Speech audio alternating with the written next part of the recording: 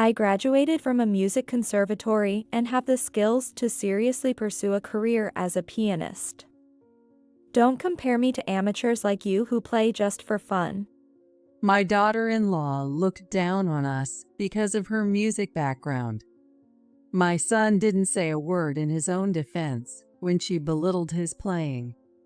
I'm probably the only woman who would marry a loser like you.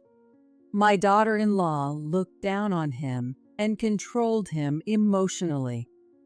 My son lacked confidence and let her walk all over him. He's such a kind and charming guy, so why doesn't he divorce that awful woman? He needs more self-confidence. I felt frustrated with my son and couldn't forgive my daughter-in-law for insulting him. One day, my husband and I ran into my son and his wife at a jazz bar. The pianist scheduled to perform didn't show up, and the staff were panicking, so my husband and I offered to play, causing quite a stir. This led to an unexpected turn of events. I'm Sally, 72 years old. I live with my husband, Greg. When my son Charles was born, the busy and lively days flew by. He got married, and my husband retired. With just the two of us, we now enjoy leisurely mornings, brunches at cafes, and playing our favorite musical instruments. I play the piano, and Greg plays the drums. Sometimes we even have impromptu jazz sessions together. Our shared love for music kept us from ever getting bored with each other. Life seemed fulfilling, but I had one worry. It was about my daughter-in-law, Amy. Our relationship had been terrible since the day we met her. Nice to meet you, I'm Amy. My first impression of her was a bit cool but polite. Not too bad. Charles, hurry up and give them the gift. Don't be such a slowpoke. Oh, sorry. Her words seemed harsh, but Charles's laid-back nature might need someone to push him a bit. I thought she was just a strong-minded person at the time. Do you play the piano, Sally? Amy asked, noticing our piano. Our home isn't spacious, so we keep an upright piano and electronic drums in the living room. I used to teach Charles piano and play together there. Yes, I play for fun. Charles used to play too. Brings back memories. I heard Charles play. He's terrible. Excuse me? I couldn't believe my ears. I couldn't believe she'd talk badly about my son who's getting married soon. I thought she might be teasing, but she continued with a smirk. He's always making mistakes. I couldn't stand listening. I can't believe he's been playing for over 10 years. How can you say that? It's the truth. I majored in piano at a music conservatory. I'm a music teacher now, but I almost went pro. I've got a good ear. Charles's playing is unbearable. Charles turned red and looked down. I couldn't forgive her. Charles wasn't bad at all. There was a time when he used to say he wanted to become a pianist. He practiced very hard, but ended up failing the entrance exam for the School of Music at a state university. Failing the School of Music at a state university isn't uncommon. It's very competitive because the tuition is low. You could try private universities. No, it's too expensive. I can't do it. Charles's spirit was crushed. After that, he almost stopped playing the piano. More than 10 years passed, and he began playing occasionally when he visited home, seemingly having made peace with his feelings. Though his technical skills were rusty, he played with joy. Listening to his performance became a small pleasure for me.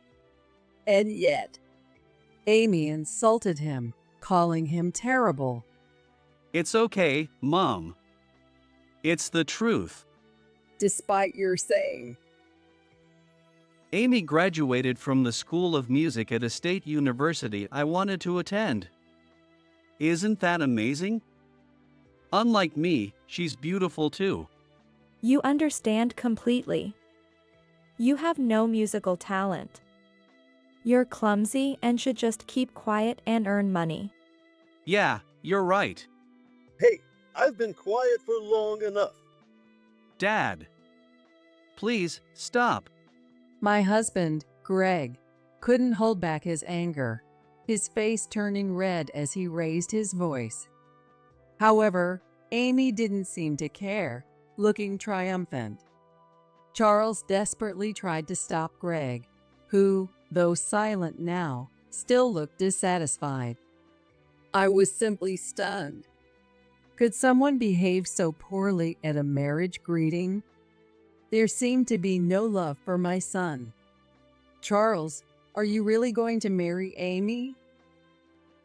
Yeah. Amy is the only one who would marry someone like me. That's not true. It is true. I have no one but Amy.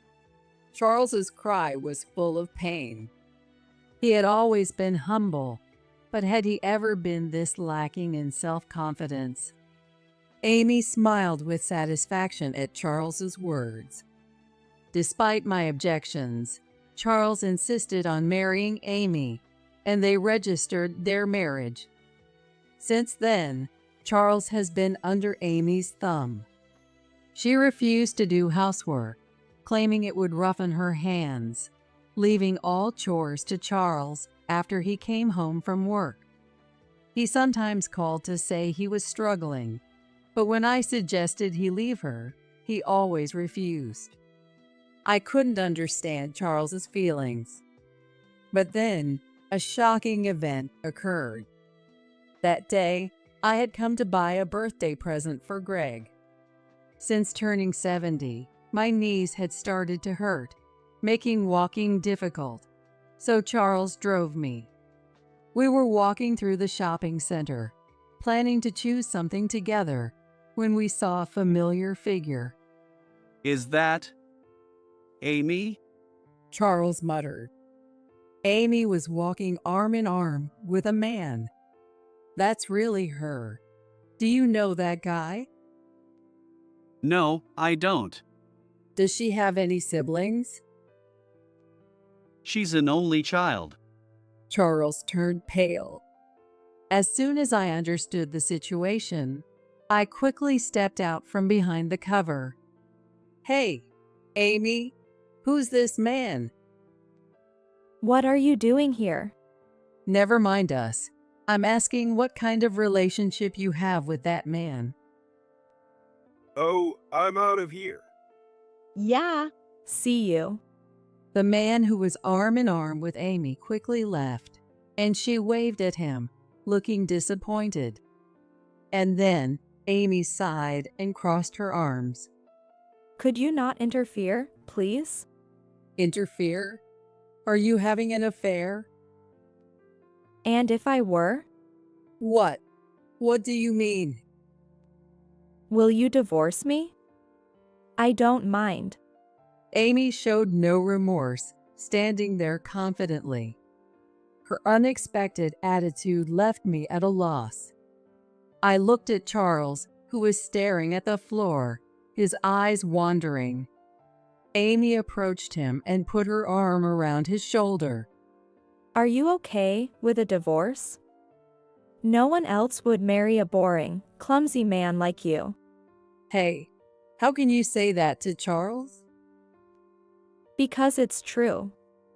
You should be grateful I married you despite your zero experience with women before me. Would you be okay with a divorce? Being lonely in your old age? That's not. Amy spoke to Charles, her hand on his shoulder. Her tone was almost like she was brainwashing him. And didn't you want to marry someone who could play the piano? A family that loves music? You won't find anyone else who's good at piano and beautiful like me, right? Yeah, you're right. Charles, don't listen to her. You're a wonderful person. Have more confidence. Who do you think is right, Sally or me? If you divorce now and end up alone, your future is bleak. Sally will probably pass away before you. She doesn't care about what happens to you after that. That's not true. Sure, you don't have siblings, but you have friends, and you might meet someone nice. And if you can't remarry, it'll be Sally's fault. Living alone in old age, that's just sad. Amy's words were absurd, making Charles believe he couldn't live without her and controlling him. I knew I had to make him leave Amy, so I raised my voice. Charles, you really should break up with her. I'm sorry, Mom. I'm not breaking up with her. Why not? You wouldn't understand, Mom. You can do anything. You're good at cooking, and you play the piano. No matter how hard I tried, I could never surpass you. Charles slumped, staring at the ground. I never realized I was pushing him so hard. I'm not that great at cooking, and even though I kept my professional past a secret, I'm not an extraordinary person. But Charles compared himself to me and lost more and more confidence. See? Sally never noticed how hurt Charles was. I'm the only one on his side. Let's go. Wait, Charles, let's talk this through. Charles turned away, letting Amy lead him by the hand. He walked away. I stood there, shocked. When I told Greg about it, he turned red with anger. What the hell is that? Sally, you're not to blame at all. It's all Amy's fault. But I never realized how hurt Charles was. If I'd paid more attention to him earlier, he wouldn't have lost so much confidence. Then, I'm guilty too. Tears welled up in my eyes. Charles had always been shy and struggled to express his feelings. I thought waiting until he was ready to talk was best, but maybe I was wrong. I couldn't forgive myself for unintentionally hurting him. Sally, we need to talk this through with Charles. It's not about who's to blame.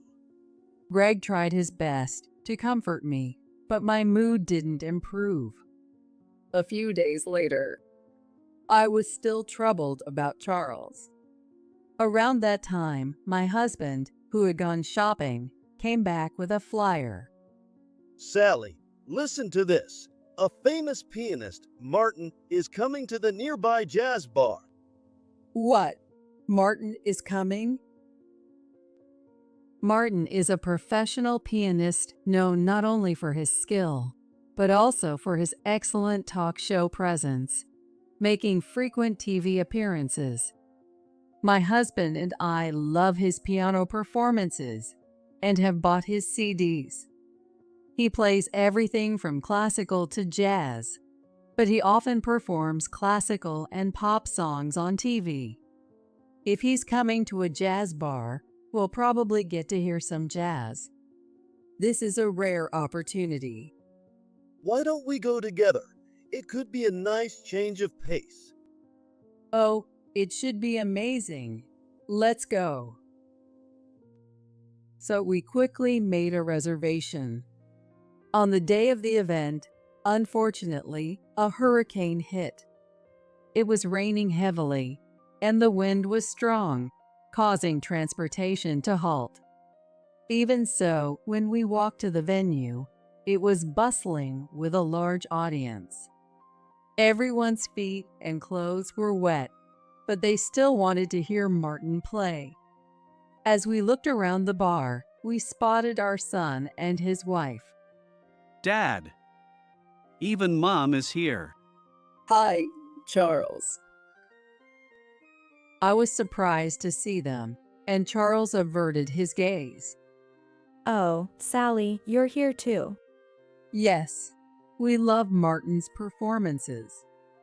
Can amateurs like you even appreciate Martin's talent? He taught me as a special instructor when I was in music school. Impressive, right? Oh, right. Amy was bragging, smiling smugly. It irritated me, but I didn't want to cause a scene and spoil the chance to hear Martin play. I held Greg's hand to stop him from arguing back. Just then, the room started to buzz. The staff seemed to be in a hurry. Then the owner took the stage and deeply apologized. We are very sorry. Due to the typhoon, Martin's arrival has been delayed. It will take at least an hour and a half for him to get here. We ask for your patience. You've got to be kidding. We came all this way in terrible weather. Yes. What are we supposed to do in the meantime? There were boos from the audience. We came all this way for nothing. We can't wait an hour and a half, even if a meal is included. Amy complained, too. Some people started to leave, even though this was a rare chance to hear Martin. I couldn't stand it and suggested to my husband, "Let's go and perform." What did you say? We perform? Yes, we can fill the time until Martin arrives. Are you serious? People came here to hear a professional. They'll boo you off the stage. Amy mocked me, but I ignored her and looked at Greg. He understood how I felt and nodded. All right, let's do it. I'll talk to the owner. Greg spoke with the owner, and we took the stage. Fortunately, since it was a jazz bar, there were drums available. We took a moment to calm our nerves and then looked at each other. Then we started playing. As we started playing, the noisy audience quieted down. Who are they?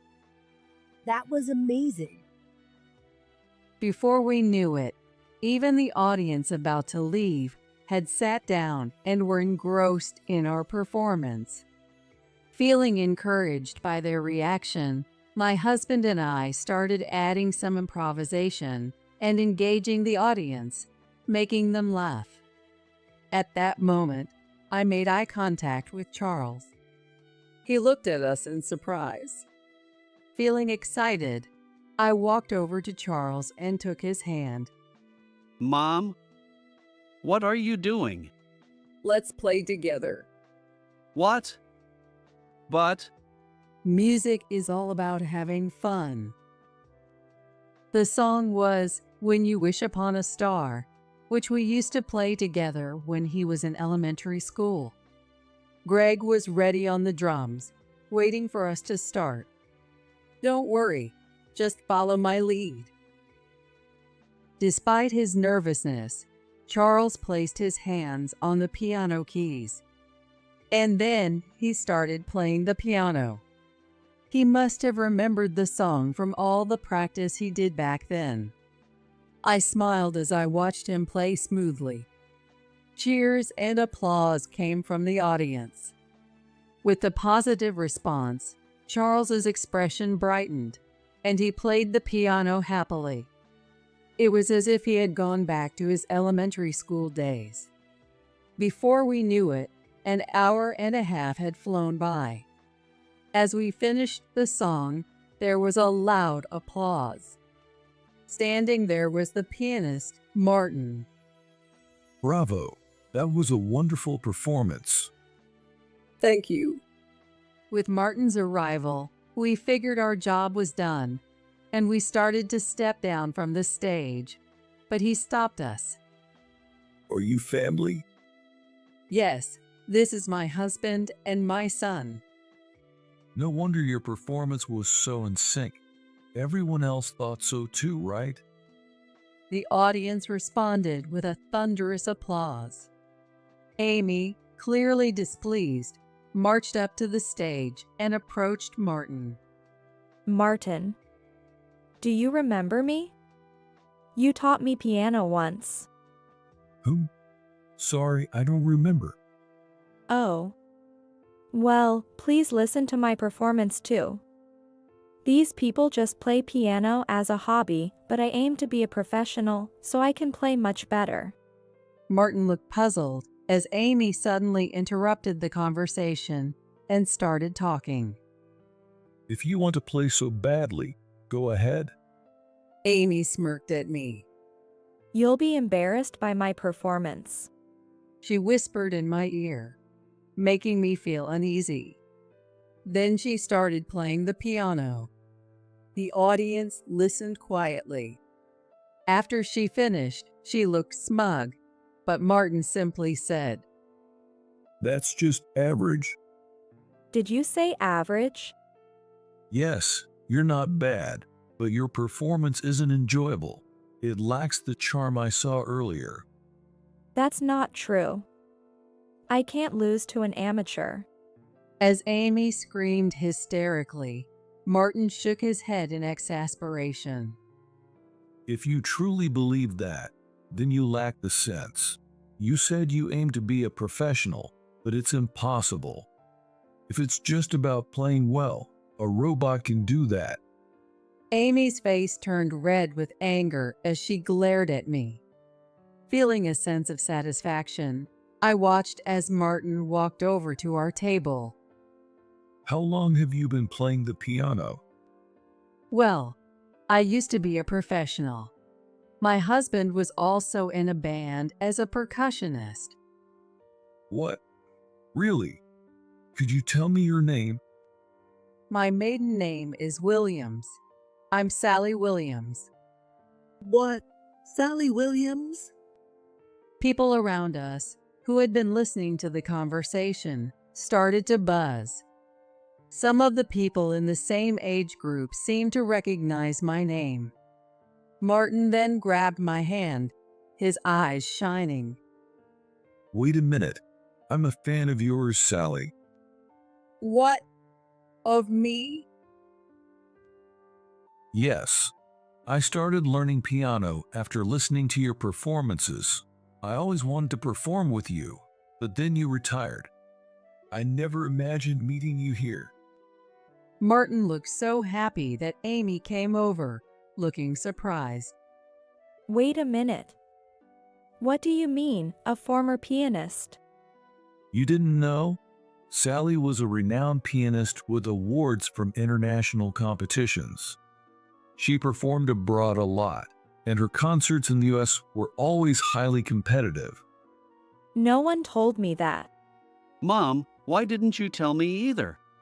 Seeing Charles's dejected look, my husband and I lowered our heads. I'm sorry for keeping it a secret. The reason I quit being a pianist was because I got pregnant with you, Charles. I couldn't continue my career and decided to retire. I thought you'd blame yourself if you knew. So, it's my fault you couldn't continue your career as a pianist? No, that's not it. I did want to continue my career, but more than that, I wanted to have you. I've never regretted my decision. The time I spent with you is my greatest treasure. Tears streamed down Charles's face. I always loved listening to you play the piano because you look so happy. It was fun playing together today. Your son's performance was excellent too. The joy in his playing really came through. Really? Charles blushed at Martin's compliment. Behind him, Amy was glaring at us with a face like a demon. How dare you embarrass me? Keeping your pianist background a secret. I didn't mean to.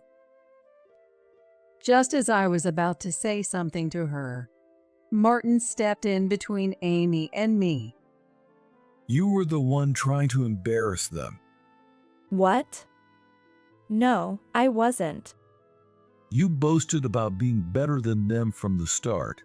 This isn't a competition. If you want to show off your piano skills so badly, enter a competition. Don't ruin the enjoyable atmosphere of this jazz bar. Martin's words were met with cheers from the audience, who had been watching. Amy, red-faced and trembling with anger, spat out. I won't forgive you. She stormed out of the bar. After that, Martin started his performance, and we enjoyed the delicious food and music. On the way home, I walked with Charles and my husband.